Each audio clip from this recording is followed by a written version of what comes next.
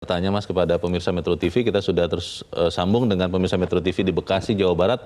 Ada Pak Ondo Silitonga. Pak Ondo, selamat pagi. Selamat pagi Bung Leo, selamat pagi Bung Kohar. Selamat pagi Pak. Silakan Pak, pendapat Anda Pak. Ya, ini saya lihat kalau seratusan orang yang mundur, itu terlalu besar, sangat besar.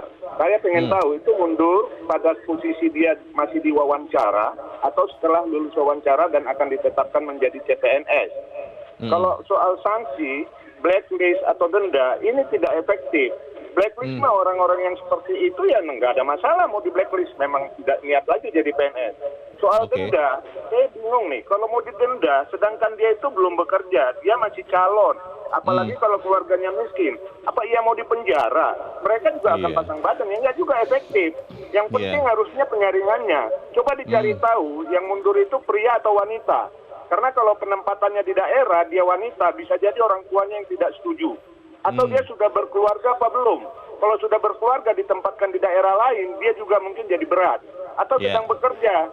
Jadi kalau dia sedang bekerja akan ditempatkan daerah lain, gajinya lebih besar tempat dia kerja, dia akan mundur. Jadi saya pikir harusnya ini penyaringan yang harus benar-benar serius. Dan pada saat wawancara lulus, itu harusnya 2-3 orang dibuat yang lulus. Kemudian bila satu mundur, ada calon kedua dan ketiga yang bisa segera menggantikannya. Kalau gaji itu, saya bilang itu sudah besar. Saya mantan PNS, saya ngalami remunerasi. Itu cukup besar Mas remunerasi itu. Di atas UMR kalau dia golongan 1. Saya itu dapat remunerasi aja golongan 3 7 juta lebih, sampai 9 juta. Jadi yang terakhir, lama calon untuk menjadi CPNS itu 1 tahun itu, nanti baru dirapel gajinya. Itu saya kira dikurangi lah, 3 bulan cukup lah CPNS. Setelah itu langsung PNS.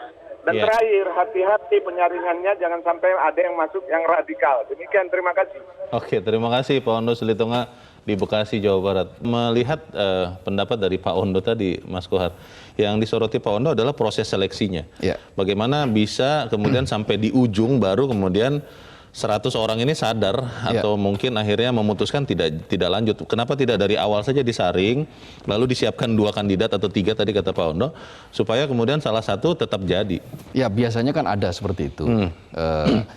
Proses penilaian kan tidak, katakanlah misalnya formasi yang dibutuhkan 1000, maka tentu saja ada nilai di bawah itu yang bisa mengcover nanti naik ke atas. Semacam cadangan begitu? Semacam cadangan apabila ada yang mundur.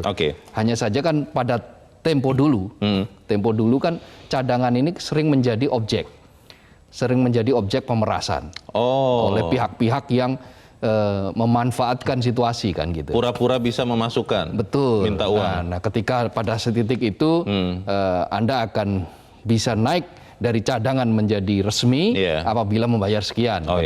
Praktik-praktik semacam itu kan kemudian dihindari.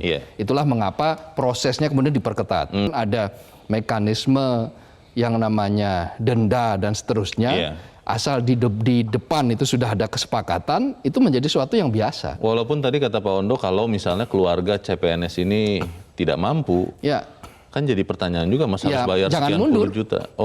Kan bisa. Pilihannya jangan lanjutkan mundur saja. Ya, kalau dia tidak punya uang ya lanjutkan saja.